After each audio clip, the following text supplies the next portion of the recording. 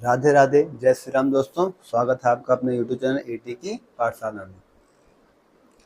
हम लोग आज से एक नई शुरुआत कर रहे हैं जिसमें हम लोग क्या डिस्कस करेंगे, आपका कंप्लीट जीएस एग्ज़ाम के लिए, टीचिंग एग्ज़ाम के लिए क्या करेंगे, टीचिंग एग्ज़ाम के लिए कंप्लीट जीएस को डिस्कस करेंगे विथ एमसीक्यू क्वेश्चन टाइप से। कैसे? एमसीक्यू क्वेश्चन टाइप से कंप्लीट जीएस को डिस्कस करेंगे। किस एग्ज़ाम के लिए? टीचिंग एग्ज़ाम के लिए डिस्कस करेंगे। हमारी मैक्सिमम 30 to 35 क्लासेस होंगी। कितनी क्लास होंगी? 30 to 35 क्लास होंगी। क्लास की ड्यूरेशन हाफ एन आवर से 1 आवर के बीच में कुछ भी हो सकती है, इससे बड़ी नहीं होगी, लेकिन तो हाफ एन आवर से यानी आधे घंटे से 1 घंटे के बीच की क्लासेस होंगी। 30 से 35 क्लासेस होंगी जिसमें हम कंप्लीट जीएस को डिस्कस करेंगे। ये जीएस आपकी मोस्टली टीचिंग एग्जाम के लिए ली जाएगी। और भी बता दें कि पीवाईक्यू बेस्ड क्वेश्चन होंगे। क्या होंगे? पीवाईक्यू बेस्ड क्वेश्चन जो आपके एग्जाम में आए हुए हैं, जैसे DSSB का पीआरटी हो गया, टीजीटी हो गया, पीजीटी हो गया, कोई भी एग्जाम हो गया। जैसे आपको पता है इसमें पार्ट ए होते हैं, ठीक है। इन सभी में क्या होते हैं? पार्ट ए होते हैं, जहाँ पे 20 नंबर की क्या आती है आपकी, 20 नंबर की क्या आती है? जीएस आती है, ठीक है। तो यहाँ से क्या उठाए गए हैं? सारे के सारे पीवाईक्यू क्वेश्चन उठाए गए हैं, जो कि हम क्या करेंगे इस क्लास में डिटेल में डिस्कस करेंगे विथ एक्सप्लेनेशन। क्या करेंगे? With explanation. विथ एक्सप्लेनेशन सभी क्वेश्चन को डिटेल्स में डिस्कस करेंगे और कोशिश करेंगे कि हमारी सारी क्लासेस से 30 से 35 क्लास के बीच में ही क्या हो, पूरा जीएस जो है कंप्लीट कर लिया जाए, करंट अफेयर्स को छोड़ के, जिससे आपके एग्जाम में आपको काफ़ी हेल्प मिल सके। आपके 20 नंबर में आप कम से कम 10 से 15 नंबर इजिली कर पाएँ, बाकी 3-4 नंबर 5 नंबर जो करंट अफेयर्स के होंगे वो अलग हो जाएंगे, ठीक है। तो आइए शुरुआत करते हैं, ठीक है। और टेलीग्राम चैनल आपको एटी की पाठशाला टेलीग्राम चैनल आपको ज्वाइन कर लेना है। वहाँ पे आपको इसकी पीडीएफ भी मिलेगी, ठीक है। तो आइए अब बिना देर करते हुए स्टार्ट करते हैं। तो आइए अब हम पहला चैप्टर आपका स्टार्ट कर रहे हैं, जो कि हम किस बारे में डिस्कस करेंगे? प्राचीन भारत का इतिहास। इस चैप्टर से आपके जितने क्वेश्चन आपके प्रीवियस ईयर एग्जाम में आए हैं, इन क्वेश्चन को हम देखेंगे। इसमें आपके मैक्सिमम 70 क्वेश्चन दे रखे हैं, तो इसको हम 2 पार्ट में करेंगे। एक क्वेश्चन में 30 से 35 और 35 पे 2 पार्ट में डिवाइड करके इन 70 क्वेश्चन को विद डिटेल एक्सप्लेनेशन जानेंगे, ठीक है। इतिहास जानने के स्रोत से जो पहला ही क्वेश्चन आपसे पूछा गया कि डैश 10 मंडलों में विभाजित 1028 ऋचाओं का संग्रह, यानी 10 मंडलों में विभाजित जो है 1028 ऋचाओं के संग्रह को हम क्या कहते हैं? तो ये तो बहुत ही आसान है, जो कि सबको पता होगा। पहला ऑप्शन देखा था यजुर्वेद, दूसरा अथर्ववेद, तीसरा ऋग्वेद या सामवेद। तो हम जानते हैं कि 10 मंडल किसमें होते हैं? ऋग्वेद में। तो क्या हो गया? ऋग्वेद हमारा ऑप्शन हो जाएगा। ऋग्वेद हमें पता है कि 10 मंडलों में विभाजित है, जिसमें 1028 कथाओं का संग्रह है। यह 4 वेदों का क्या है? सबसे प्राचीन वेद कौन सा है? ऋग्वेद है। 4 वेद आपके कौन कौन से है? यजुर्वेद, अथर्ववेद, ऋग्वेद और सामवेद। इन 4 वेदों में ऋग्वेद क्या है? आपका सबसे प्राचीन वेद है। हिंदू धर्म में वेदों का स्थान क्या है? सर्वोच्च है। जैसे कि हम लोग जानते हैं, वेद हमारे धर्म के पवित्र साहित्य हैं तथा वेद विश्व के सबसे पुराने साहित्य भी हैं, ठीक है। वेदों के बारे में अगर थोड़ा बहुत और जानकारी देखें तो वेद की रचना किसने की थी? वेद व्यास जी ने की थी। 4 वेद कौन कौन से हैं? ऋग्वेद, यजुर्वेद, सामवेद और अथर्ववेद हैं। ये 4 वेद कौन कौन से हैं? ऋग्वेद, यजुर्वेद, सामवेद, अथर्ववेद। यजुर्वेद में क्या होता है? यजुर्वेद में यज्ञ से संबंधित क्रियाओं का उल्लेख किया जाता है। अगर आप यजुर्वेद देखेंगे तो यजुर्वेद में क्या होता है? यज्ञ से संबंधित क्रियाओं का उल्लेख किया जाता है। फिर अगर आप सामवेद में देखेंगे तो साम का अर्थ ही क्या होता है? संगीत। ये इससे भी डायरेक्ट आपके एग्जाम में क्वेश्चन पूछे जाते हैं कि संगीत किस वेद में उल्लेखनीय है, तो आप क्या बताएंगे? सामवेद में बताएंगे। संगीत, साम का अर्थ क्या होता है? संगीत होता है। इस वेद में ऋग्वेद के मंत्रों का संगीत में प्रस्तुति है। यह वेद संगीत शास्त्र का मूल आधार भी है। इस वेद में 1824 संगीतमय मंत्र हैं। कितने मंत्र हैं सामवेद में? 1824। इतना याद रखना है हमको, सामवेद में कितने संगीतमय मंत्र हैं? 1824। अथर्ववेद में कुल 20 अध्याय हैं तथा 730 सूक्त हैं। अथर्ववेद में कितने अध्याय हैं? 20 अध्याय हैं, 730 सूक्त हैं और 5987 मंत्र हैं। ठीक है, तो ये इतना इंपॉर्टेंट नहीं है। सामवेद में क्या होता है आपको याद रखना, संगीत में होता है। ऋग्वेद में कितने 10 मंडल हैं, 1028 ऋचाओं का संग्रह है। ठीक है, आइए अब नेक्स्ट क्वेश्चन की तरफ आगे बढ़ते हैं। कह रहा है शिलालेखों का अध्ययन। अब शिलालेखों का अध्ययन क्या कहलाता है? दूसरा क्वेश्चन आपको कह रहा है कि शिलालेखों का अध्ययन डैश कहलाता है, एथनोग्राफी, न्यूमिस्टेमिक्स, आर्कियोलॉजी या एपिग्राफी। तो शिलालेखों का अध्ययन क्या कहलाता है आपका? एपिग्राफी कहलाता है। डी वाला ऑप्शन आपका सही हो जाएगा। किसी प्राचीन भवन या स्मृति चिन्ह पर अंकित किया हुआ कोई ऐसा लेख जो किसी प्राचीन लिपि में अंकित हो, उसे क्या कहा जाएगा? पूरा लेख कहलाता है। विभिन्न जातियों और संस्कृतियों का वैज्ञानिक विवरण या निर्जाति एथनोग्राफी कहलाता है। क्या कहलाता है? एपिग्राफी यही कहलाता है। और सिक्कों और मुद्राओं की जो अध्ययन होता है वो किसमें होता है? न्यूमिस्मेटिक्स में। किसमें? न्यूमिस्मेटिक्स में सिक्कों और ग्राफों का अध्ययन होता है। सिक्कों का और मुद्राओं का अध्ययन किसमें होता है? बी वाले ऑप्शन में। किसमें? न्यूमिस्मेटिक्स में होता है सिक्कों और बाकी मुद्राओं का अध्ययन। इसके बाद आता है, हम चलते हैं किसमें? सिंधु घाटी सभ्यता की ओर। तीसरा क्वेश्चन आपको इसमें दे रखा है कि सिंधु घाटी सभ्यता एक, अब आपको बताना है सिंधु घाटी सभ्यता एक किस युग की सभ्यता है? तांबा, लोहा, कांस्य या पत्थर। तो ये तो छोटा छोटा बच्चा भी जानता है कि सिंधु घाटी सभ्यता किसकी है? कांस्य युग की सभ्यता थी। ठीक है, क्यों थी? सिंधु सभ्यता एक कांस्य युग की सभ्यता थी। सिंधु सभ्यता को कांस्य युगीन सभ्यता क्यों कहा जाता है? क्योंकि यहाँ के लोग बड़े पैमाने पर कांसे से बनी वस्तुओं का प्रयोग करते थे। क्या करते थे? यहाँ के लोग जो थे वो बड़े पैमाने पर कांस्य से बनी वस्तुओं का प्रयोग करते थे, इसलिए सिंधु घाटी सभ्यता को कांस्य युग की सभ्यता भी कहा जाता है। तथा वे धातु के मिश्रण करना भी सीख गए थे। कांसा, तांबा और टिन की एक मिश्र धातु। कांसा क्या है? तांबा और टिन की एक मिश्र धातु है, जो कि हमें पता है। सिंधु सभ्यता की विभिन्न स्थानों में कांसों की अनेक वस्तुएं प्राप्त हुई, जिनमें मोहनजोदड़ो से प्राप्त कांस्य नर्तकी की मूर्ति प्रमुख है। मोहनजोदड़ो की कांस्य मूर्ति हमें कहाँ मिली थी? सिंधु सभ्यता में मिली थी। इसके आधार है आपके आगे नेक्स्ट क्वेश्चन।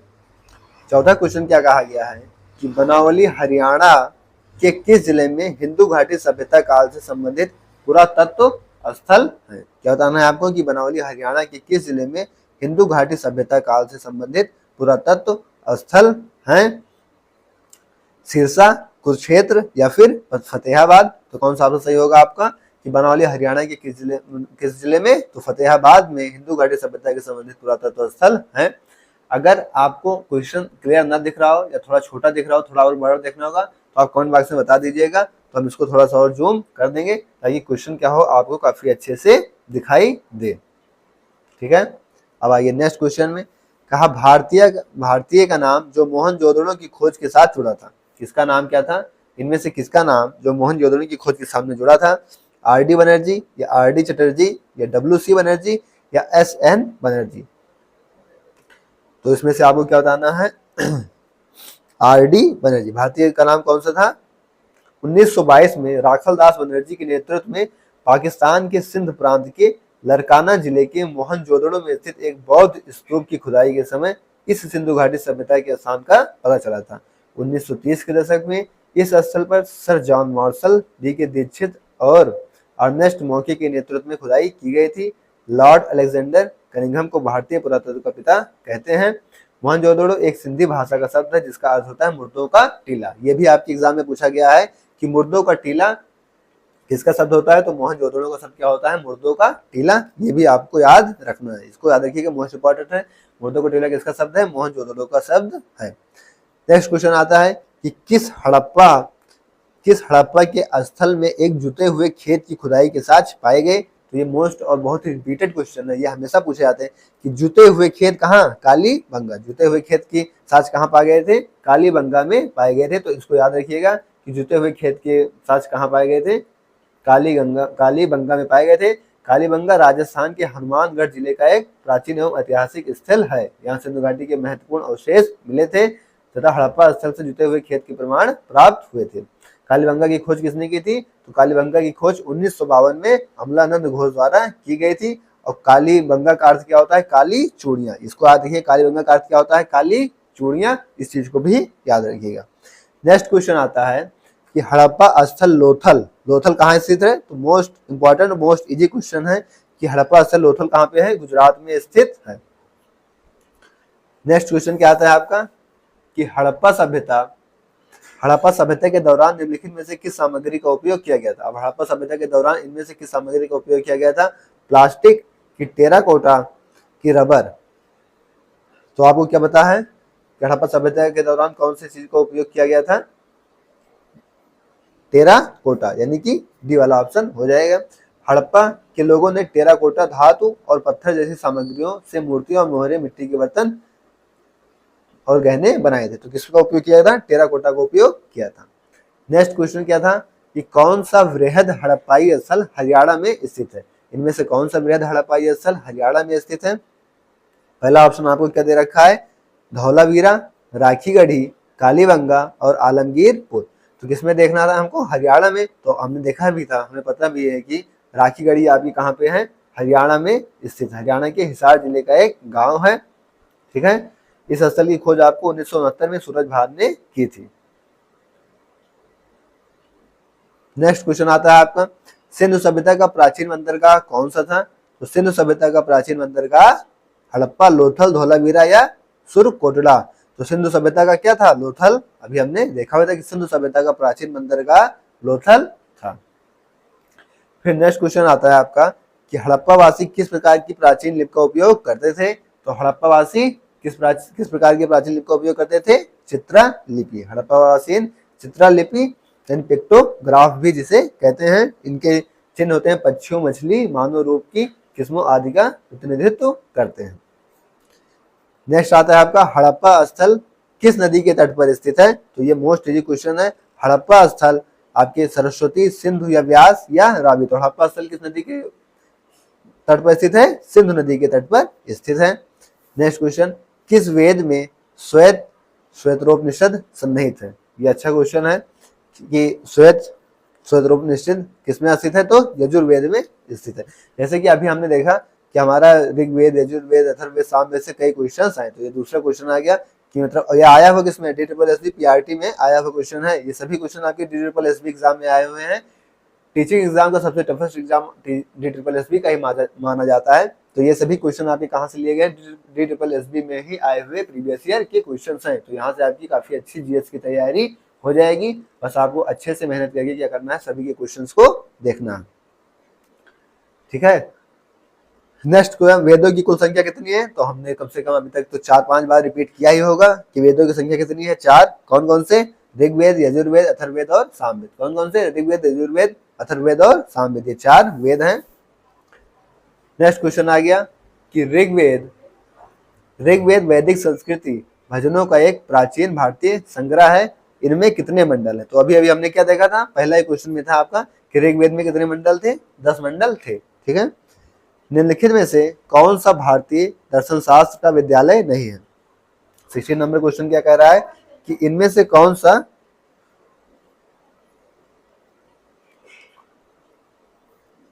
दर्शन शास्त्र भारतीय का विद्यालय नहीं है? वेदांत या सांख्य या ग्रामिका या न्याय। ये क्वेश्चन आपको बताना है। तो अच्छा पूछा नहीं है, तो नहीं है यानी वेदांत तो है, सांख्य भी है, न्याय भी है, लेकिन ग्रामिका आपका भारतीय दर्शन शास्त्र का विद्यालय नहीं है। ग्रामिका एक भारतीय दर्शन का विद्यालय नहीं है। भारतीय दर्शन के विद्यालय मनुष्य को आध्यात्मिक दुनिया से संबंधित करने की कोशिश करते हैं। भारतीय दर्शन के विद्यालय कितने हैं? 6। आपको याद रखना है भारतीय दर्शन कौन कौन से विद्यालय है, ये भी जान लीजिए आज।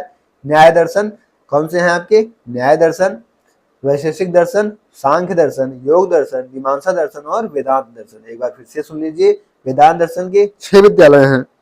कौन कौन से? पहला है न्याय दर्शन, जो कि यहाँ से आपको पूछा गया था दर्शन शास्त्र, तो न्याय दर्शन इसको याद रखिएगा। वैशेषिक दर्शन, न्याय दर्शन, वैशेषिक दर्शन, सांख्य दर्शन, योग दर्शन, मीमांसा दर्शन और वेदांत दर्शन। नेक्स्ट क्वेश्चन आपसे पूछा गया कि प्राचीन भारत में सबसे छोटे अविभाज्य कण का पहला सिद्धांत जिसे परमाणु के नाम से जाना जाता है, निम्नलिखित में से किस ग्रंथ में मिलता है? तो प्राचीन भारत में सबसे छोटे अविभाज्य कण का पहला सिद्धांत, जिसे परमाणु के नाम से जाना जाता है, तो किस ग्रंथ में मिलता है? सुश्रुत संहिता, वैशेषिक सूत्र, या रत्नाकर, या बृहद संहिता? तो किसमें मिलता है आपका? वैशेषिक सूत्र में मिलता है। नेक्स्ट क्वेश्चन आता है आपका कि निम्नलिखित वेदों में से किसे गीत और संगीत के वेद के रूप में चुना जाता है? तो अभी अभी हमने देखा था, अगर आपको थोड़ा सा भी याद हो तो हमने क्या बता दो कि पहले क्वेश्चन में हमने इसे डिटेल में एक्सप्लेन किया था कि साम वेद में क्या होता है? गीत और संगीत का योग होता है। तो आपसे क्या गीत और संगीत के वेद के रूप में जाना जाता है, तो कौन सा हो जाएगा आपका? साम वेद 18 का भी हो जाएगा। देखिए DSSB पीजीटी में पूछा हुआ क्वेश्चन है, ठीक है। नेक्स्ट क्वेश्चन, निम्नलिखित में से कौन सा युग सही सुमेलित है? आपको क्या बताना है? निम्नलिखित में से कौन सा युग सही सुमेलित है? पहला कह रहा है वैशेषिक सूत्र, इसमें होता है बद्रायण। दूसरा कह रहा है ब्रह्म सूत्र उलोक कणाद। तीसरा कह रहा है सांख्यिकी कारिका शंकर। और चौथा कह रहा है मीमांसा सूत्र जैमिनी। इनमें आपको क्या बताना है कि कौन सा सही सुमेलित है? तो मीमांसा सूत्र क्या होता है? जिज्ञासा, अर्थात क्या होता है? जानने की लालसा। तो यही क्या हो जाएगा आपका? सही है, जो कि किसने लिखा था? जैमिनी के। इसके प्रवर्तक कौन है? महर्षि जैमिनी हैं। और इस ग्रंथ में 12 अध्याय, 60 पद और 2369 सूत्र हैं। मीमांसा सिद्धांत में वक्तव्य के 2 विभाग हैं। पहला कौन सा है? अपरिहार्य विधि, जिसमें उत्पत्ति, विनियोग, प्रयोग और अधिकार विधियां शामिल हैं। और दूसरा विभाग क्या है? अर्थवाद, जिसमें स्तुति और व्याख्या की प्रधानता है। नेक्स्ट क्वेश्चन आता है आपका कि उस हिंदू देवता का नाम बताइए जिनके चित्रों में कृषि हल आमतौर पर हथियार आयुध के रूप में होता है। अब जाहिर सी बात है, हल देखे होंगे अगर आप गांव में, तो किस हिंदू देवता में जो है उनका अस्त्र जो था वो हल के तरीके से था? तो बलराम, गणेश, परशुराम या सुब्रमण्य। तो अगर आपने जय श्री कृष्णा देखा होगा, कोई सीरियल देखा होगा, तो वहां पे आपको साफ साफ दिख जाएगा कि श्री कृष्ण जी के दाऊ यानी बलराम जी का जो अस्त्र था हल की तरह वो दिखता था, मतलब जो हल है वो उसकी तरह दिखता है। नेक्स्ट क्वेश्चन कह रहा है सांख्य प्राचीन भारत के 6 दार्शनिक धाराओं में से एक किसके प्रतिपादक हैं? पतंजलि, कपिल, गौतम या जैमिनी। तो सांख्य किसके प्रतिपादक हैं? आपके कपिल के प्रतिपादक हैं। सांख्य 6 दार्शनिक में से कपिल के प्रतिपादक हैं। सांख्य दर्शन भारत के 6 दर्शनों में से एक है और इसके प्रतिपादक महर्षि कपिल मुनि हैं। योग दर्शन, न्याय दर्शन, पूर्व मीमांसा, वैशेषिक दर्शन एवं उत्तर मीमांसा दर्शन के प्रणेता क्रमशः पतंजलि, गौतम, जैमिनी, कणाद एवं बादरायण माने जाते हैं। इससे भी आपके 2 क्वेश्चन रिपीटेड हो चुके हैं। ये भी आपका DSSB PRT में पूछा जा चुका है और इसके पहले आपका DSSB 10 ग्रेड में भी पूछा गया था। तो ये चीजें आपको पता होनी चाहिए कि कितने मीमांसा हैं, कितने आपके दार्शनिक धाराएं हैं, ठीक है। तो सांख्य किसने लिखा था? कपिल मुनि ने लिखा था, ठीक है। सांख्य किसने लिखा था? आपका कपिल मुनि ने लिखा था। अब आइए नेक्स्ट क्वेश्चन की तरफ आगे बढ़ते हैं।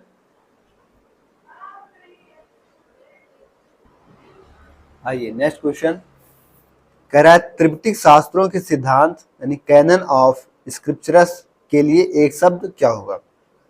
हिंदू और बौद्ध दोनों, या बौद्ध या जैन। तो आपको क्या रखना है कि त्रिपिटक शास्त्र जहां भी आएगा तहां क्या हो जाएंगे? बौद्ध हो जाएंगे। यानी कैनन ऑफ स्क्रिप्चर्स इसको कहा गया है, बौद्ध को कहा गया है। इनके लिए एक शब्द है। बौद्ध परिषदों की कुल संख्या कितनी है? तो आपको क्या बताना है? बौद्ध परिषदों की कुल संख्या कितनी है? 6 है। बौद्ध की परिषदों की कुल संख्या कितनी है? 6 है। ये भी आपका DSSB PRT एग्जाम में आया गया है। बौद्ध परिषदों की कुल संख्या 6 है। बौद्ध धर्म की प्रथम परिषद का आयोजन मगध के शासक अज्ञात शत्रु के समय, और द्वितीय परिषद का आयोजन कालशोक के समय, तृतीय परिषद का आयोजन मौर्य शासक अशोक के समय, और चतुर्थ परिषद का आयोजन कुषाण शासक कनिष्क के समय, और 7वीं शताब्दी के पुष्यभूति वंश के शासक हर्षवर्धन ने 2 बार परिषदों महामोक्ष परिषद का आयोजन और प्रयागराज में करवाया था, जिन्हें क्रमशः 5वीं और 6ठी परिषद कहा जाता है। तो ये आपके लिए इतनी मोस्ट इंपॉर्टेंट जानकारी थी बौद्ध परिषद से रिलेटेड, जो कि अभी आने वाले क्वेश्चन में रिपीटेड होंगे, तो हम वहां भी काफी अच्छे से एक्सप्लेन करके चीजों को समझेंगे। नेक्स्ट क्वेश्चन आता है आपका 24 कह निम्नलिखित में से कौन गौतम बुद्ध के समकालीन थे? गौतम बुद्ध के समकालीन कौन थे? नागार्जुन, कनिष्क, कौटिल्य या महावीर। तो निम्नलिखित में से गौतम बुद्ध के समकालीन कौन थे? तो हमें पता क्या कौन थे? महावीर, जो कि मोस्ट ही इंपॉर्टेंट क्वेश्चन है और काफी इजी क्वेश्चन है। गौतम बुद्ध तथा महावीर दोनों एक दूसरे के समकालीन थे। महावीर का जन्म 540 से 468 ईसा पूर्व था तथा बुद्ध का जन्म 563 से 483 ईसा पूर्व है। दोनों ने ही आत्मा के अस्तित्व पर जोर दिया था। नेक्स्ट क्वेश्चन आपका क्या आता है कि तीसरी बौद्ध परिषद की तारीख क्या थी? क्या चीज? तीसरी बौद्ध परिषद की तारीख क्या थी? पहला ऑप्शन कह रहा है 227 ईसा पूर्व, दूसरा ऑप्शन कह रहा है 383 ईसा पूर्व, तीसरा ऑप्शन कह रहा है 250 ईसा पूर्व और चौथा ऑप्शन कह रहा है 235 ईसा पूर्व। तो तीसरी बौद्ध परिषद की तारीख क्या थी? 250 ईसा पूर्व थी। और किसने की थी? मोगलीपुत्र तीस ने इसकी अध्यक्षता की थी। अभिधम पिटक को जोड़ा गया था इसमें और इसमें बौद्ध मतों की दार्शनिक व्याख्या भी की गई थी। इस चीज को भी याद रखिएगा। नेक्स्ट क्वेश्चन क्या आता है कि दिगंबर और श्वेतांबर इनमें से किस भारतीय धर्म की उप परंपराएं हैं? दिगंबर और श्वेतांबर इनमें से किस भारतीय धर्म की उप परंपराएं हैं? जैन धर्म, बौद्ध धर्म, हिंदू धर्म या सिख धर्म? तो दिगंबर और श्वेतांबर आपकी जैन धर्म की क्या है? उप परंपराएं हैं। दुनिया के सबसे प्राचीन धर्म के श्रमणों का धर्म इनको कहा जाता है। जैन धर्म के संस्थापक किसको माना जाता है? ऋषभ देव को माना जाता है। इसको मोस्ट इंपॉर्टेंट याद रखिएगा कि जैन धर्म के संस्थापक किसको माना जाता है? ऋषभ देव को माना जाता है, जो जैन धर्म के पहले तीर्थकर थे। इसके वास्तविक संस्थापक लेकिन कौन थे? 24वें तीर्थकर, जिसको हम किसके नाम से जानते हैं? महावीर स्वामी के नाम से जानते हैं। जैन धर्म दो भागों में विभाजित है, एक श्वेतांबर, श्वेतांबर मतलब क्या होता है? जो सफेद कपड़े पहनते हैं, और एक दिगंबर जो नग्न अवस्था में रहते हैं। तो आपका जैन धर्म दो भागों में विभाजित है, एक श्वेतांबर और एक दिगंबर। श्वेतांबर क्या है? जो सफेद कपड़े पहनते हैं, और दिगंबर क्या है? जो नग्न अवस्था में रहते हैं, यानी बिना कपड़ों के रहते हैं। नेक्स्ट क्वेश्चन है आपका अगंतुर निकाय संबंधित है। तो अगंतुर निकाय किससे संबंधित है? हिंदू धर्म, ईसाई धर्म, जैन धर्म या बौद्ध धर्म? तो अगंतुर निकाय आपका बौद्ध धर्म से संबंधित है। और ये आपके DSSB TGT मैथ्स में क्वेश्चन आया हुआ है कि अगंतुर निकाय किससे संबंधित है। तो आप क्या बताएंगे? अगंतुर निकाय किससे संबंधित है? आपका बौद्ध धर्म से संबंधित है। और क्या है? यह बौद्ध धर्म का एक ग्रंथ है, जो बौद्ध धर्म का एक महत्वपूर्ण ग्रंथ है। यह सूत्र पिटक के 5 निकायों में से चौथा निकाय है। अगंतुर निकाय में गौतम बुद्ध और उनके मुख्य शिष्यों के हजारों उपदेश संग्रहित हैं। अगंतुर निकाय का हिंदी अनुवाद भदंत आनंद कौशलयान ने किया, जिसे महाबोधि सभा कलकत्ता द्वारा प्रकाशित किया गया है। अगंतुर निकाय में 16 महाजनपदों का उल्लेख मिलता है। अगंतुर निकाय में कितने महाजनपद का उल्लेख मिलता है? तो आपको याद रखना है कि अगंतुर निकाय में 16 महाजनपद का उल्लेख मिलता है। नेक्स्ट क्वेश्चन आता है आपका कि महायान और हीनयान क्या है। नेक्स्ट क्वेश्चन क्या आते हैं आपके कि महायान और हीनयान क्या है। महायान का अर्थ है महान वाहन, या हीनयान का अर्थ है छोटा वाहन या कम वाहन। हिंदू धर्म के दो प्रमुख संप्रदाय हैं, महात्मा बुद्ध के दो शिष्यों के नाम या महात्मा बुद्ध के छात्रों द्वारा लिखित पुस्तकों के नाम। तो जाहिर सी बात है कि महायान और हीनयान क्या है? महायान का अर्थ है महान वाहन और हीनयान का अर्थ है छोटा वाहन या कम वाहन। ठीक है। इसके बाद क्या आता है आपका? नेक्स्ट क्वेश्चन आता है 29 की तरफ हम आगे बढ़ते हैं। 29 क्वेश्चन आप कह रहा है कि मिलिंदपन एक बौद्ध ग्रंथ है जो शुरू में किस भाषा में लिखा गया होगा। मिलिंदपन एक बौद्ध ग्रंथ है जो शुरू में किस भाषा में लिखा गया है? हिंदी, संस्कृत, अंग्रेजी या उर्दू? तो ऑप्शन से ही काफी अच्छे से आप कर सकते हैं कि मिलिंदपन कौन से भाषा में लिखा गया था? संस्कृत भाषा में लिखा गया था। नेक्स्ट क्वेश्चन आता है आपका 30 नंबर कि निम्नलिखित में से किसने अनुव्रत की अवधारणा प्रदान की। तो अनुव्रत की अवधारणा किसने प्राप्त की थी? पहला है हीनयान बौद्ध धर्म, दूसरा है महायान बौद्ध धर्म, तीसरा है आपका इस्लाम और चौथा क्या है? जैन धर्म। तो आपको क्या बताना है कि अनुव्रत की अवधारणा किसने प्रदान की थी? तो जैन धर्म ने प्रदान की थी। जैन धर्म ने अनुव्रत की अवधारणा प्रदान की। जैन धर्म के अनुसार श्रावक अनुव्रतों का पालन करते थे। अनुव्रत का अर्थ क्या होता था? लघुव्रत या महाव्रत होता था। दोनों का अर्थ अभी अभी हमने देखा है। महाव्रत साधुओं के लिए बनाए जाते थे। अनुव्रत की संख्या कितनी होती थी? 5 होती थी। कौन कौन से होते थे ये? अहिंसा, सत्य, अस्तेय, ब्रह्मचर्य और अपरिग्रह। अनुव्रत आचार संहिता के लिए 11 नियम का संग्रह है। नेक्स्ट क्वेश्चन आता है आपका कि गौतम बुद्ध के जीवन की घटनाओं के संदर्भ में निम्नलिखित में से कौन सा सही सुमेलित है। पहला आपको गौतम बुद्ध के बारे में कुछ जानकारियां दी गई है, इनमें से आपको बताना है कि इनमें से कौन सा सही है। पहला कह रहा है जन्म इनकी कहाँ हुआ था? लुम्बिनी में। निर्वाण इनका कहाँ गया था? बोध गया में। मृत्यु कहाँ हुई इनकी? कुशीनगर में। और प्रथम उपदेश इन्होंने अमरावती में दिया था। तो जाहिर सी बात है अगर आपको थोड़ा सा भी गौतम बुद्ध के बारे में पता होगा तो आप क्या बताएंगे? इनमें से कौन सा सुमेलित नहीं है, कौन सा गलत है? तो यही गलत है, क्योंकि प्रथम उपनिषेध इन्होंने अपना कहाँ दिया था? प्रथम उपदेश सारनाथ में दिया था, तो आपका यही गलत हो गया। बाकी इनका जन्म कहाँ हुआ था, लुम्बिनी में हुआ था, ये सही है। निर्वाण इनका बोध गया में हुआ, ये भी सही है। और मृत्यु इनकी कुशीनगर में हुआ, ये भी सही है। इनका प्रथम उपदेश कहाँ दिया गया था, सारनाथ में दिया गया था गौतम बुद्ध ने। ठीक है, तो इन चीजों को याद रखिएगा। बुद्ध का प्रथम उपदेश आपको सारनाथ में हुआ। यह घटना धर्मचक्र परिवर्तन भी कहलाती है। गौतम बुद्ध एक श्रमण थे जिनकी शिक्षाओं पर बौद्ध धर्म का प्रचलन हुआ। इनका जन्म लुम्बिनी में 563 ईसा पूर्व इक्ष्वाकु वंशनीय क्षेत्रीय शाक कुल के राजा शुद्धोधन के घर में हुआ था। इनका ज्ञानोदय स्थल बोधगया था। इनकी मृत्यु कुशीनगर में हुई थी। नेक्स्ट क्वेश्चन आता है आपका, तीर्थकर किस धर्म से संबंधित है? जैन धर्म, बौद्ध धर्म, यहूदी धर्म या सिख धर्म? तो तीर्थकर आपको पता चल ऐसे ही पता चल रहा होगा कि तीर्थकर आपका किससे है, जैन धर्म से संबंधित है। जैन धर्म में तीर्थकर धर्म धार्मिक मार्ग, एक उद्धारक और आध्यात्मिक शिक्षक होता है। जैन धर्म के अनुसार तीर्थकर एक दुर्लभ व्यक्ति होता है जिसने संसार, मृत्यु और पुनर्जन्म के चक्र पर विजय प्राप्त की और दूसरों के लिए अनुसरणीय मार्ग बनाया। ठीक है, नेक्स्ट क्वेश्चन आपका आता है, एक प्रकार के धार्मिक साहित्य जातक निम्नलिखित में से किस धर्म से संबंधित हैं? तो एक प्रकार के धार्मिक साहित्य जातक किस धर्म से संबंधित है? बौद्ध धर्म, यहूदी धर्म, सिख धर्म या जैन धर्म? तो जातक किस धर्म से संबंधित है आपका? बौद्ध धर्म से संबंधित है। बौद्ध धर्म भारत की श्रमण परंपरा से निकला ज्ञान और धर्म का दर्शन है। जातक कथाओं में गौतम बुद्ध के पूर्व जन्मों की कहानियों का उल्लेख है। जातक कथाओं में किसका उल्लेख है? गौतम बुद्ध के पूर्व जन्मों की कहानियों का उल्लेख है। तो हम लोगों ने 33 क्वेश्चंस को यहाँ डिस्कस कर लिया। अब हमारे पास अभी 35 क्वेश्चंस के अप्रॉक्स और बच गए हैं। तो हम क्या करेंगे, अब इसको नेक्स्ट क्लास में डिस्कस करेंगे। आज की क्लास को हम क्या करेंगे, यहीं तक करेंगे। क्लास आपको कैसी लगी कमेंट बॉक्स में जरूर बताइएगा। आज आपकी पहली क्लास थी, इसलिए हम क्या कर रहे हैं, क्लास को थोड़ी छोटी ही रख रहे हैं। आपको अपना फीडबैक जरूर देना है। कमेंट बॉक्स में आप बताइए कि आपको ये क्लास कैसी लग रही है। जहाँ आपके PYQ बेस पे जितने भी क्वेश्चन आए हुए हैं उनको अच्छे से डिस्कस किया जाएगा। आपको अपनी जानकारी कैसी लग रही है, इस चीज़ के बारे में आपको सूचना देनी है। आप कमेंट बॉक्स में बताना है अपना फीडबैक। हमारे लिए आपका फीडबैक मोस्ट इंपॉर्टेंट है। ये सारी चीज़ें आपको मुश्किल से 30 से 35 क्लास में करा दी जाएंगी। आधे घंटे की अप्रॉक्स क्लास होगी। या इस पूरे चैप्टर को हम खत्म करना चाहते हैं तो 40 से 50 मिनट की क्लास हो जाती है अभी, या 1 घंटे के अंदर क्लास होती, लेकिन पूरा चैप्टर कंप्लीट हो भी जाता। लेकिन आज पहली क्लास है, इसलिए हम क्या कर रहे हैं, बहुत लंबी क्लास नहीं रख रहे हैं।